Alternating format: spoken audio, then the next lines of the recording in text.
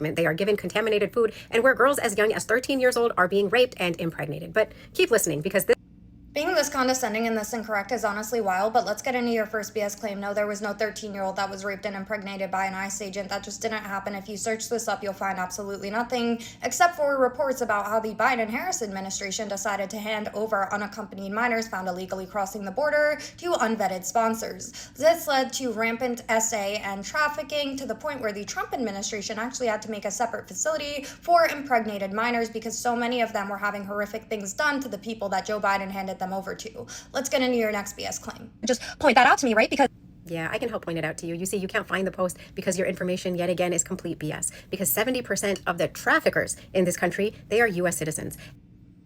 I will never understand this argument. Nobody is saying that U.S. citizens don't also commit crimes, but what you are actively saying is that we could reduce the amount of trafficking in this country by 30% by merely just enforcing our border immigration laws that we should already be enforcing to begin with. There's a cool thing called crime prevention. Less crime happens when we know who's in our country, but of course, you want to turn a blind eye to the suffering that has been done to American citizens at the hands of illegals because you would rather sit there and get social clout off of it. You try to make a similar point later in this video about DUIs. Once again, what you're saying is we could be reducing DUI deaths in this country by 15% if we just used proper border immigration laws.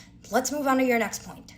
She keeps using that number, right? 350,000, because that's about how many children the U.S. and Israel has slaughtered in Gaza, not including Lebanon, Yemen, or... Literally nobody claims that 350,000 children in Gaza have been killed, including Hamas. Looking at this UN source, it's not even close, actually. And by the way, the UN actually had to already reduce those numbers because they got caught increasing the amount of child deaths. This isn't even getting into the fact that places like Hamas use child soldiers in order to try to use them as a PR stunt. So I don't know what the hell you're saying. Let's move on to your next point.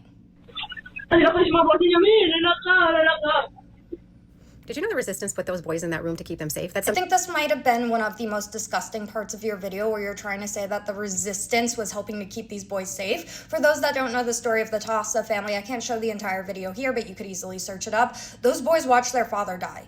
He was murdered in front of them by Hamas because they ran into a civilian bomb shelter in their home. Hamas came threw a grenade into it. That led to the father's death because he jumped on it to protect his two young sons. As a result, Shay, who's only 8 years old, is now permanently blind in one of his eyes. His 12-year-old brother, Karen, is seen obviously panicking. They just watched their father be murdered. They're bleeding all over the floor. Both of them were severely injured. They had shrapnel in their little bodies. And then the Hamas terrorists came in and pretty much mocked them, going through the fridge, asking if they could drink the juice that was still there, while these kids are forever traumatized. But of course, because they're Israeli, you just don't give a shit.